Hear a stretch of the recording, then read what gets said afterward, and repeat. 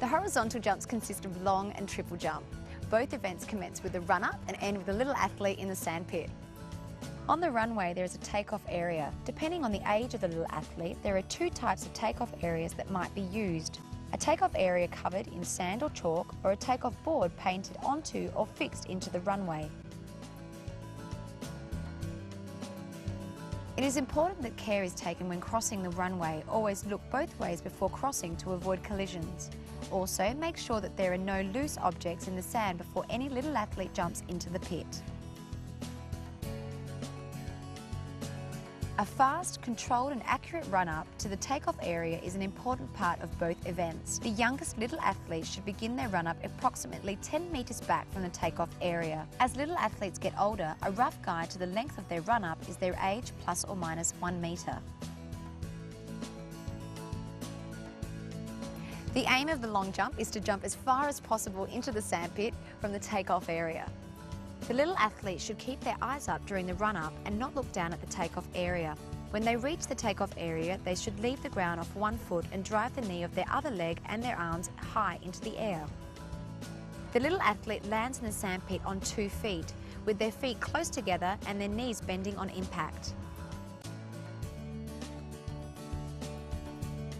The aim of the triple jump is to land as far into the pit as possible after completing a hop, step and jump from the takeoff area.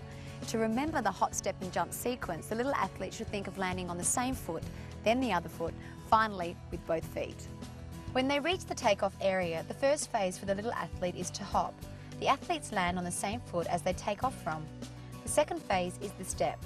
After landing from the hop, take a bound forward, landing on the opposite leg. The final phase is the jump. From the step position, jump into the sandpit. Like in the long jump, the little athlete should land in the sandpit on 2 feet, with their feet close together and their knees bending on impact.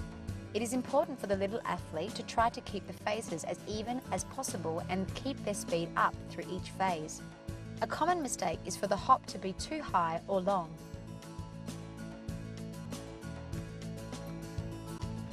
The long jump and triple jump are both measured using a measuring tape. The end of the tape is attached to a spike, which is placed on the mark in the sand made by the little athlete that is closest to the takeoff area. For example, if the little athlete falls backwards when they land in the pit, the measuring tape is placed on the closest point to the takeoff area, not to where the feet landed. Where the other end of the tape measure is placed depends on the type of the takeoff area used. When a takeoff area covered in sand or chalk is used, the measurement is made to the mark made by the little athlete's foot that is closest to the sandpit.